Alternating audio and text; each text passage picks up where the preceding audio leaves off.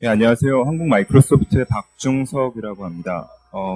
윈도우즈 애저 관련해서 첫 세션이랑 두 번째 세션에 어떻게 보면 핵심적인 내용에 대해서 좀 들으셨을 텐데요.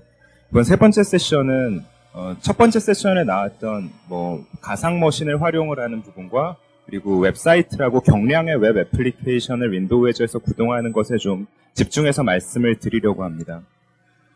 들어가기 앞서 어제 잠들은 잘 주무셨는지 모르겠습니다. 저는 이거 세션 준비 걱정이 돼서 잠을 잘 못 잤는데요.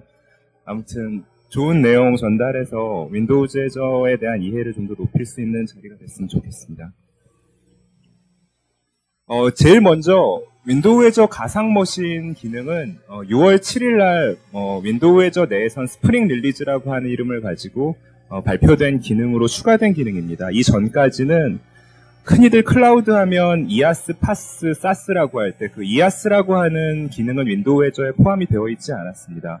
파스라는 형태로 플랫폼을 제공을 하고 그 위에 패키징된 애플리케이션 올리는 형태가 제공이 됐는데요. 이아스 형태를 제공을 하게 되면서 조금 윈도우 애저의 성격이 조금 달라지는 것을 보실 수 있습니다. 여기 가장 아랫줄을 먼저 좀 말씀드리려고 하는데요. 개발자가 필요하다면 이아스가 아니다라는 이야기를 합니다. 그 말인즉슨 이아스는 지금 현재 그 데이터 센터나 IDC나 온프레미스에서 구동을 하고 있는 그 환경들을 그대로 윈도우 애저에 옮길 수 있는 구조라고 생각하시면 됩니다. 기존에 가상화를 구축하셨다라고 하면 하이퍼V 위에 기반 위에 VHD 파일 형태로 만들어진 것들이 그대로 클라우드에서도 돌아갈 수 있고 클라우드에서 돌아가는 것들을 필요하다면 다시 온프레미스로 내리기도 하고 그런 형태로 개발자가 특별히 뭔가 더 개발을 해줘야 될 부분이 순수하게 이아스만 썼다라고 할 경우에는 필요 없다라는 부분을 말씀드립니다. 그렇기 때문에 IT 관리자 경험이 굉장히 중요하게 활용이 될 거고요.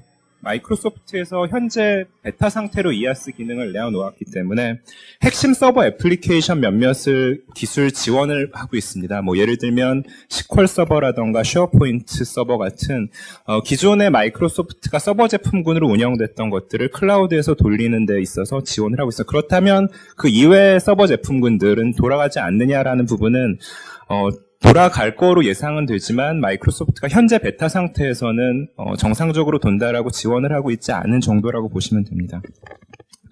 그 이외에 이 가상머신의 내부에 대해서 좀 살펴볼 텐데요. 저장소에 대한 부분이라던가 또 얼마나 안정적으로 서비스가 운영될지에 대한 고가용성 부분 그리고 네트워킹 부분 그리고 이아스만 가지고 할 수 없거나 좀 힘든 부분에는 파스와 통합하는 부분에 대해서 말씀을 드리도록 하겠습니다. 현재 가상머신 사용을 할 수 이미지는 크게 두 운영체제로 나뉘어져 있고요. 하나는 윈도우즈 계열, 하나는 리눅스 계열로 나뉘어져 있습니다. 윈도우즈는 윈도우 서버 2008부터 2012 현재 베타 상태이지만 구동이 가능하고요.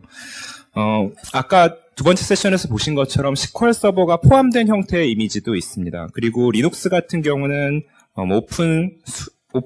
오픈수세, 그리고 CentOS, 우분투, 그리고 그런 몇몇 리눅스 배포판들이 현재 이미지로 올라와져 있습니다. 이 같은 것들이, 어떤 게 올라와 있다라는 게 어떤 의미인지 좀 혼동되실 수 있는데요. 그 다음 장에서 좀 말씀을 드릴 거고요. 가상머신은 지금 보시는 것처럼, 윈도우 애저 저장소에서 구동이 됩니다. 조금 전 세션에서 보셨고 첫 번째 세션에서 보신 것처럼 하나의 저장소를 만들면 지금 보시는 것처럼 두 개의 복제본이 생기게 됩니다.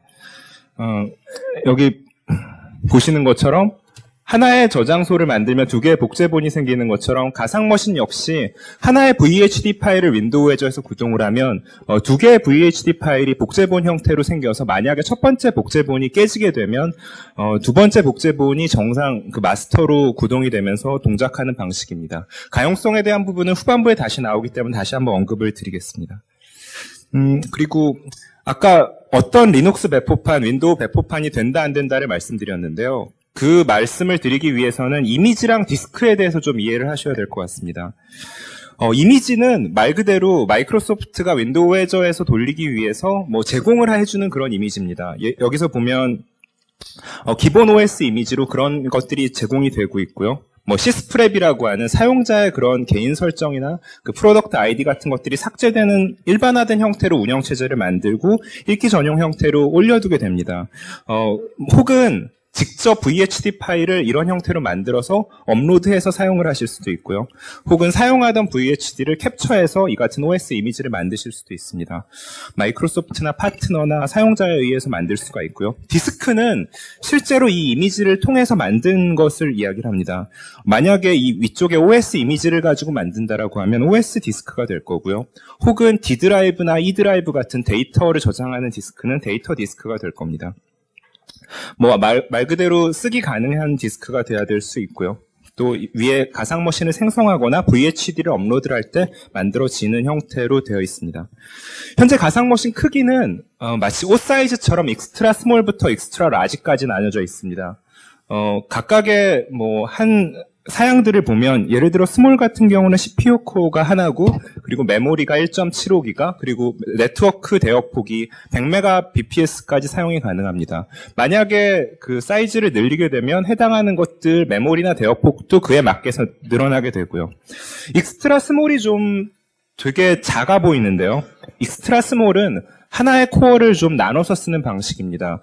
가격은 스몰의 한 6분의 1 정도 되고 메모리나 대역폭도 굉장히 작습니다. 그래서 개발용으로는 적합할 수 있지만 실제 운영용으로는 좀 부족할 수 있는 자원입니다. 그리고 가장 우측에 데이터 디스크 숫자는 하나의 운영체제 그 가상머신을 돌릴 때 몇 개의 데이터 디스크를 붙일 수 있느냐에 대한 부분입니다. 데모를 통해서 보여드릴 텐데요. 하나의 운영체제를 만들고 데이터 디스크를 익스트라 라지로 선택하면 최대 16개까지 붙일 수 있습니다. 그 말인즉슨 하나의 데이터 디스크가 최대 1TB이기 때문에 16TB의 그 D 드라이브나 E 드라이브 같은 것들을 운영하면서 어떤 대규모의 SQL 서버라던가 원하는 애플리케이션을 구동을 할 수 있다라는 이야기가 됩니다.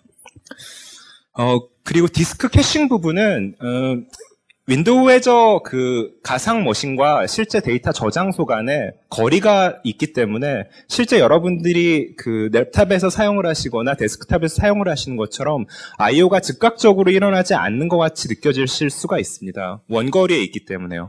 그런 것들을 위해서 OS나 데이터 디스크 각각 모두 그 해당하는 가상 머신에 캐시를 하게 됩니다. 그래서 뭐 만약에 그 불러올 데이터가 캐시 내에 있으면 바로 불러오겠지만 캐시 내에 없을 경우엔 저장소에 있는 데이터를 불러오게 될 거고요. 쓰기 역시 캐시에 쓴 것이 저장소에 그 커밋되고 하는 형태로 속도 이슈 때문에 이런 식으로 구성이 되어져 있습니다. 뭐 set azure OS 디스크나 set azure 데이터 디스크 통해서 뭐 이런 구성 설정들을 변경을 하실 수가 있고요. 그러면 첫 번째로 가상머신 디스크에 대한 데모를 좀 보여드리도록 하겠습니다. 가상머신은 만드는 거는 두 번째 세션에서 좀 많이 보셨는데요. 이번에는 리눅스 가상머신을 한번 만들어 보도록 하겠습니다.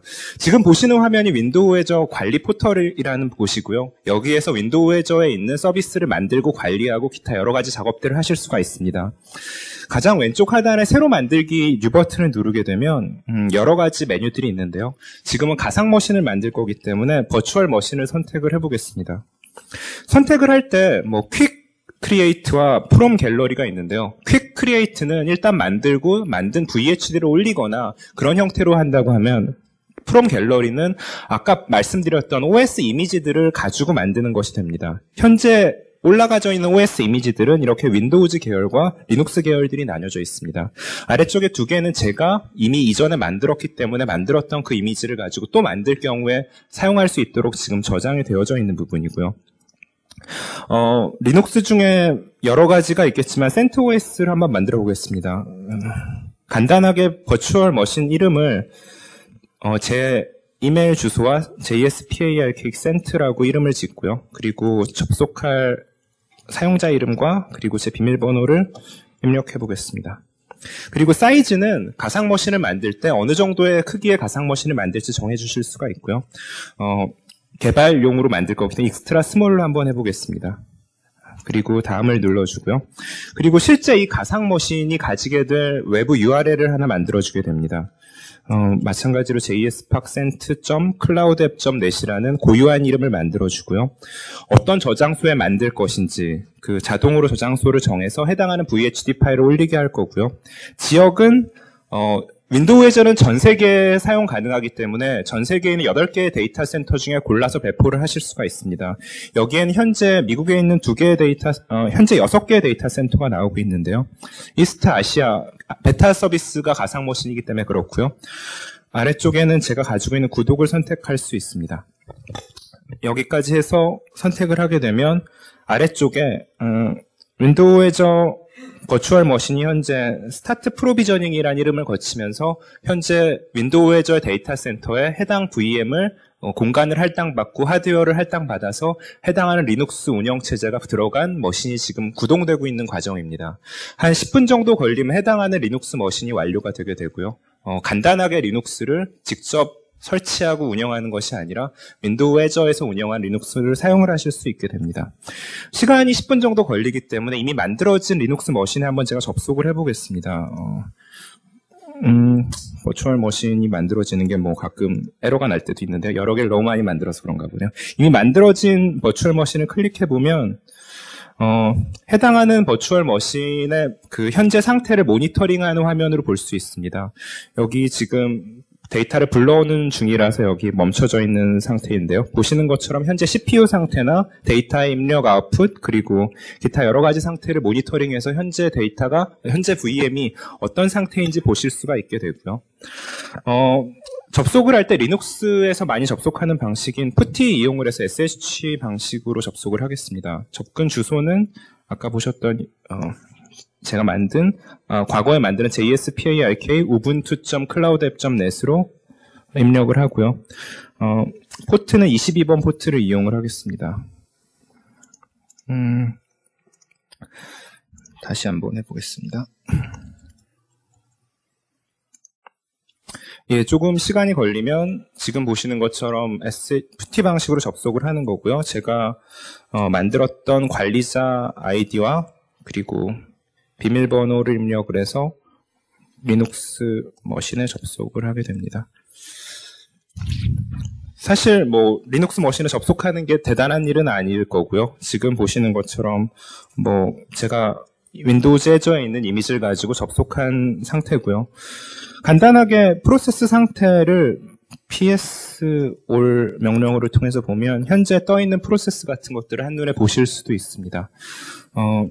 진짜 윈도우즈 해저에 리눅스가 돌아가냐라고 누가 물어보면 지금 보신 것처럼 정말 돌아가고 접속해서 사용을 하고 뭔가 설치하거나 원하시는 대로 쓸 수 있다라고 생각하시면 됩니다. 실제 이번 데모에서는 이 이외에 윈도우즈 서버에서 데이터 디스크, 아까 말씀드렸던 운영체제 디스크와 그리고 데이터 디스크를 만드는 거에 대해서 좀 보여드리려고 하는데요. 지금 제가 JSPARK WinSVR로 만든 머신을 보면 아래쪽에 좀 내려보면 디스크에 보면 타입이 OS 디스크랑 데이터 디스크랑 나뉘어져 있는 걸 보실 수 있습니다.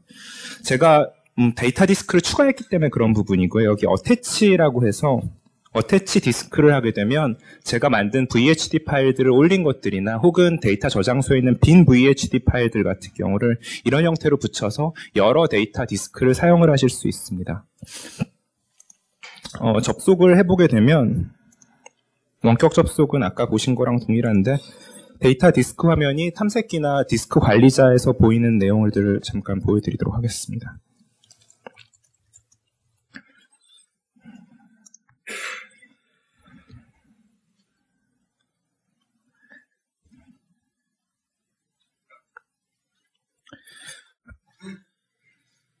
예, 보시는 것처럼 그 탐색기를 열어보면 컴퓨터에서 지금 C 드라이브랑 D 드라이브가 있는데요. D 드라이브 같은 경우는 그 템포러리 스토리지, 그래서 아까 말씀드린 캐싱 같은 형태로 활용될 수 있는 스토리지고요.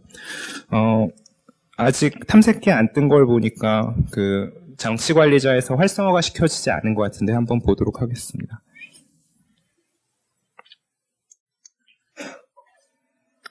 이 디스크 매니지먼트에서 보면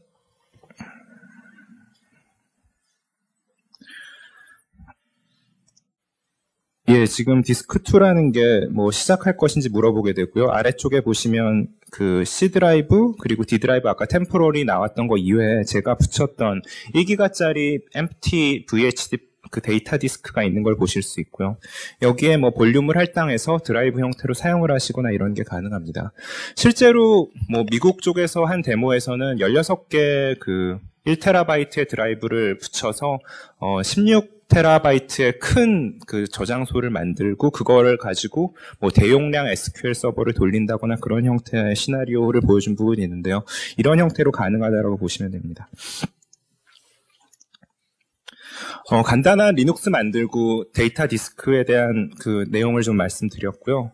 그러면 가상 머신과 클라우드 서비스에 대해서 좀 알아보겠습니다.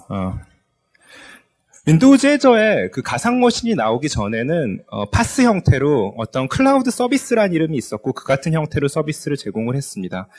어떤 내용이었냐면 예를 들어 제가 어떤 서비스를 한다라 그러면 그 서비스를 하기 위해서 웹 서버도 필요하고 미들웨어도 필요하고 DB 서버도 필요할 수 있습니다. 그런 각각의 웹 역할이나 뭐 미들웨어 역할이나 DB 역할을 하는 것들을 윈도우 애저의 그 클라우드 서비스에선 분리를 해둘 수 있었습니다. 그래서 하나의 클라우드 서비스에 뭐 웹 역할, 웹 서버 역할을 하는, 그리고 작업자 역할, 백그라운드 서비스를 하는, 뭐 여기엔 DB 서버가 들어갈 수도 있고 미드웨어 서버가 들어갈 수도 있겠죠. 이런 형태로 나눠서 각각의 각각의 컴포넌트 형태로 서비스를 구동하는 구조가 됐었는데요.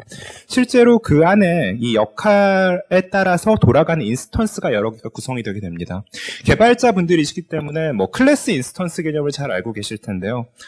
웹 역할은 어떤 웹서버의 역할을 하나 만들고 실제로 동작하는 건 그것에 대한 인스턴스들이 동작을 하게 됩니다. 웹서버를 3개 돌린다라고 하면 웹 역할을 가지고 인스턴스를 3개를 만들면 되는 거고요. 100개를 돌리고 싶다면 100개를 만들기만 하면 되는 구조로 윈도우 애저에서 확장성을 보장을 했었습니다. 가상 머신은 조금 전에 보셨던 거랑은 좀 다른 형태로 가져가게 되는데요. 여기 잠재적 클라우드 서비스라는 명칭을 보실 수 있는데, 말 그대로 클라우드 서비스긴 한데, 클라우드 서비스가 될 잠재적인 그 서비스라고 보시면 됩니다. 어떤 말씀이냐면, 가상머신은 아까 보신 것처럼 어떤 한 역할의 인스턴스가 여러 개 있는 게 아니라 하나의 인스턴스가 있는 그냥 그 역할이라고 보시면 됩니다. 그래서 이걸 클라우드 서비스처럼 활용을 하기 위해서 윈도우 애저에서 이야기하는, 보시는 것처럼 여러 개의 가상머신을 하나의 클라우드 서비스 안에 묶어주실 수 있습니다. 이 왼쪽 가상머신은 뭐 윈도우즈, 오른쪽 가상머신은 리눅스, 이런 형태로 데이터베이스는 리눅스에서 쓰고 웹서버는 윈도우에서 쓰고, 혹은 반대로 이런 형태로 하나의 서비스를 묶어주는 방식이 가능할 수 있습니다. 간단히 이렇게 하는 거에 대해서 아주 짧은 데모를 좀 살펴보겠습니다. 새로 가상 머신을 제가 만든다라고 가정을 하면 그 클라우드 서비스는 아래쪽에 이렇게 표시가 되게 될 텐데요. 가상 머신을 만든다고 바로 클라우드 서비스에 나오질 않습니다. 이렇게 묶어줘야 나오게 되고요. 새로 가상 머신 만들기를 해서 갤러리에서 윈도우 서버 2008을 가지고 한번 만들어 보겠습니다. 마찬가지로 JSPAC이라고 붙여주고요. 그리고 사이즈는 자원을 아끼기 위해 익스트라 스몰로 선택을 하고요. 이쪽에 보면 스탠드얼론 버추얼 머신이 있고, 아래쪽에 보면 Connect to Existing Virtual Machine이 있는 걸 보실 수 있습니다. 이 부분이 바로 클라우드 서비스를 만들어줄지 아니면 그냥 하나의 가상 머신으로 돌릴지에 대해서 선택하는 부분이고요. Connect to Existing Virtual Machine을 선택을 하시면 현재 돌아가고 있는 클라우드 서비스 중에 합칠 수도 있고, 아니면 스탠드얼론으로 돌아가고 있는 이미 돌아가고 있는 윈도우 서버와 같이 묶어서 사용을 하실 수도 있습니다. 그러면 나머지 지역이나 이런 것들은 같이 돌아가기 위해서 저절로 고정이 되게 되고요. 추가해서 사용을 하면 해당하는 부분이 만들어지고, 이게 다 프로비저닝이 있고 난 이후에는 클라우드 서비스에 지금 보시면 JSPARK 우분투라는 게 있는데요. 이 안에 들어가서 보면 이건 리눅스로 만들어진 VM들이 2개가 붙어서 만들어진 부분이고요. 보시면 JSPARK 우분투 2라는 가상 머신과 JSPARK 우분투 그냥 숫자가 없는 가상 머신 2개를 하나로 합쳐서 클라우드 서비스 형태로 만든 구조입니다. 어떻게 보면 기존의 애플리케이션 만들 때 하시던 방법과 특별히 다를 게 없습니다. 그냥 여러 서버들 묶어서 하나의 서비스로 만드는 그런 개념이라고 보시면 되고요. 마저 좀 내용을 더 진행하면, 가상머신 관련해서는 안정성 부분이 되게 중요하다고 생각할 수 있습니다. 이 서비스가 얼마나 안정적으로 될 수 있는지, 그거에 대해서 윈도우 에저에서 보장하고 있는 부분들에 대해서 좀 살펴보겠습니다. 첫 번째 세션에서 보신 것처럼 SLA라는 서비스 수준 계약을 제공을 하고 있어서 윈도우 에저 서비스를 쓰고 있을 경우에는 복수의 역할 인스턴스, 최소한 웹서버를 2개 쓰거나 작업자 역할을 2개 쓰거나 할 경우에는 같은 일을 하는 게 2개 있을 경우에는 99.95%의 SLA를 보장을 합니다. 연 4.38시간 정도가 다운타임이 있을 수 있다라는 이야기고요. 조금 전에 보셨던 그냥 하나로만 단일 역할 인스턴스로 했을 경우는 99.9%의 SLA를 보장을 합니다. 이 99.9라는 것이 나오는 게 윈도우 에저에서 저장소가 제공을 하는 SLA가 99.9입니다. 아까 보신 것처럼 윈도우 에저 가상 머신은 저장소에 있는 공간을 활용을 하기 때문에 이와 동일한 SLA가 나오게 되고요. SLA에 포함된 거는 컴퓨팅 하드웨어 장애, 디스크, 그리고 CPU 메모리에 문제가 일어났을 때 이 같은 것들을 처리하는 것들, 그리고 데이터 센터 장애, 전원 같은 경우는 최근에 다른 클라우드 벤더에서도 전원 때문에 문제가 생겨서 서비스가 중단됐다, 이런 것들이 매스컴에 나온 적이 있는데요. 이런 것들이 제공되고, 하드웨어 업그레이드, 소프트웨어 유지 관리 같은 것들, 그리고 예정된 다운타임 같은 경우는 6일 전에 알리고, 그리고 25분 정도의 다운타임이 생긴다라는 SLA가 제공이 됩니다. 포함되지 않은 것은 이아스 같은 경우는 직접 올리신 윈도우나 리눅스의 업데이트 같은 경우는 SLA에 포함되어 있지 않습니다. SLA랑 어떻게 연결되는지 아까 보신 것처럼 하나만 만들 경우엔 99.9고요. 그 2개 있을 경우에는 보시는 것처럼 가용성 집합을 가상머신에서 만들게 됩니다. 그 말인즉슨 SQL 서버를 하나 돌리면 프라이머리랑 세컨더리를 2개 돌려서 2가지, 그러니까 하나가 죽었을 때 다른 게 여전히 작동될 수 있도록 그런 구성을 하는 겁니다. 페이로버 구성을 하거나 기존에 마찬가지로 그 온프레미스에서 하셨던 것과 좀 유사하다라고 할 수 있습니다. 내부적으로 동작하는 구조를 살짝 살펴보면 윈도우 에저에는 장애 도메인, 폴트 도메인과 업데이트 도메인 2가지가 좀 나뉘어져 있습니다. 윈도우 에저에서 메커니즘 자체가 굉장히 잘 짜여졌다라고 개인적으로 생각하는 부분 중에 하나인데요. 마이크로소프트가 굉장히 다양한 서비스를 안정적으로 운영을 하기 위해서 이 같은 형태로 서비스를 하드웨어 렉들을 구성을 해서 운영을 하고 있는 부분인데요. 리소스 그룹은 같이 장애가 일어날 것으로 예상한다. 예를 들면 어떤 하드웨어 렉에 네트워크선이 빠진다거나 문제가 생기면 그 렉에 있는 모든 장비들이 문제가 생기겠죠. 그 부분 때문에 장애 도메인 같은 경우는 같은 리소스를 사용하지 않는 그룹으로 나뉘어지게 됩니다. 예를 들면 A렉과 B렉, 2개의 서비스를 배포를 한다라고 하면 2개의 웹서버를 하나는 A렉에 하나는 B렉에 이렇게 동작하도록 구성을 하게 됩니다. 그렇게 되기 때문에 한 렉이 문제가 생겨도 다른 렉은 살아있게 되고 문제를 파악하고 또 다른 렉에 배포를 하는 구조고요. 업데이트 역시 웹서버가 2개가 있을 경우에 업데이트를 동시에 하면 둘 다 문제가 생길 수 있기 때문에 하나씩 업데이트를 합니다. 대신 업데이트 단위가 이 업데이트 도메인으로 나뉘어져 있어서 이거에 대해서 있는 내용인데요. 애니메이션까지는 아니지만 간략히 보면 어떤 인스턴스가 2개씩 있고 그리고 웹 역할과 작업자 역할로 나뉘어져 있다라고 하면 윈도우 에저의 기존 파스 형태의 구조라고 하면 보시는 것처럼 렉이 구성되어 있고 각각의 장애 도메인이 따로따로 나뉘어져 있습니다. 그래서 이쪽 장애 도메인이 문제가 생겼을 때 이쪽 도메인에 있는 것들은 여전히 남아있어서 총 4개의 인스턴스가 있을 경우에는 2개의 인스턴스가 살아남아서 서비스가 중단되지 않도록 하게 되는 구조입니다. 업그레이드 도메인 역시 마찬가지고요. 가상머신에서는 가용성 집합을 마찬가지로 이런 식으로 렉과 렉 사이에 같이 묶을 수 있어서 마치 폴트 도메인에서 보여주신 장애 도메인에서 된 것처럼 마찬가지의 그런 가용성을 갖게 됩니다. 업데이트 도메인 역시 따로따로 이렇게 구성이 돼서 좀 더 장애가 생겼을 때나 업데이트를 할 때 중단 없이 서비스를 할 수 있게 도와준다라는 이야기입니다. 간단하게 마찬가지로 가용성에 대한 데모를 살펴볼 텐데요.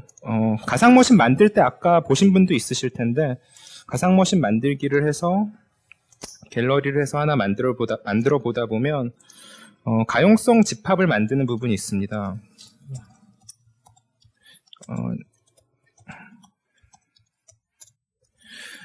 이름을 뭐 똑같이 입력을 하고요. 그리고 여기 보시면 일단은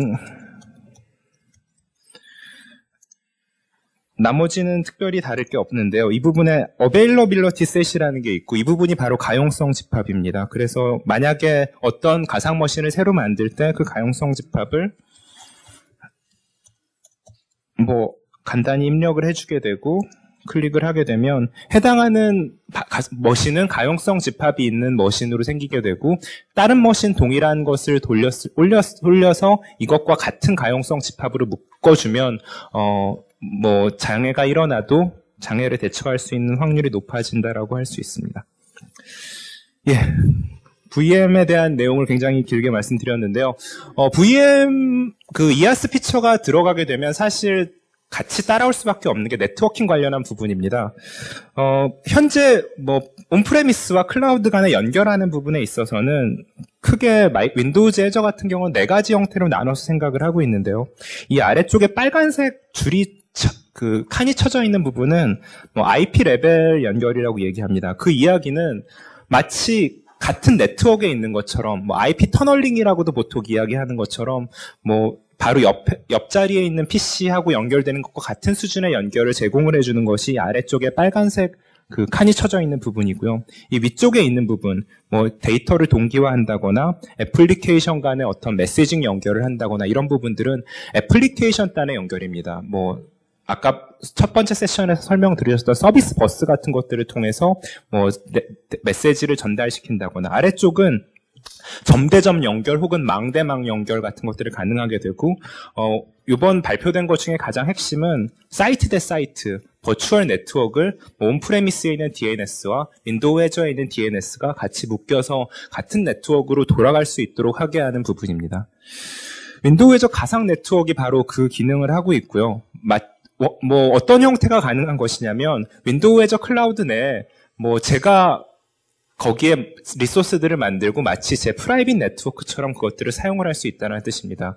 그 말인즉슨 IP를 원하는 대로 부여를 할 수도 있고 DNS 서버를 거기서 운영을 할 수도 있고요. 아까 EAS 피처 같은 방법으로 할 수 있고요. 또한 온프레미스에 있는 네트워크 장비와 연결을 하는 것도 가능합니다. 이렇게 해서 온프레미스와 클라우드 간의 하이브리드 형태로 애플리케이션을 구성을 하는 것들이 이런 기능들을 활용을 하면 조금 더 원활해질 수가 있고요. 뭐 하이브리드를 그 온프레미스와 클라우드를 이야기할 수 있지만 뭐 방금 가상 머신 말씀드렸던 EAS 피처와 윈도우 애저에서 원래 제공을 했었던 파스 피처를 같이 사용을 하는 것도 이야기를 생각을 해볼 수 있을 것 같습니다. 그럼 파스를 왜 써야 되냐? 파스는 EAS에 비해서 여러 가지 장점들이 있습니다. 일단은 개발자가 할 일들이 확 줄어들게 됩니다. 뭐 이게 돌아갈 때 운영체제 의존성이 어떤 부분이 생긴다거나 혹은 하드웨어 장애 때문에 어떻게 생긴다고 하는 부분들을 많이 줄일 수 있기 때문에 개발자들 중심의 조직이라고 한다면 애플리케이션들을 더 쉽게 만들 수가 있을 거고요. 또 관리 역시 쉬워질 수 있는 부분이고 또 장애 같은 부분이 운영체제 관리를 파스에서는 그 파스를 제공을 하는 벤더가 하고 있기 때문에 문제가 생길 가능성도 적어서 좀 더 안정적인 서비스를 할 수 있다는 그런 장점들이 있습니다. 뭐 여러 가지 파스의 장점들이 있을 수 있는데요. EAS와 파스를 같이 구동하는 방식은 여기 있는 3가지 정도로 요약을 해볼 수 있습니다.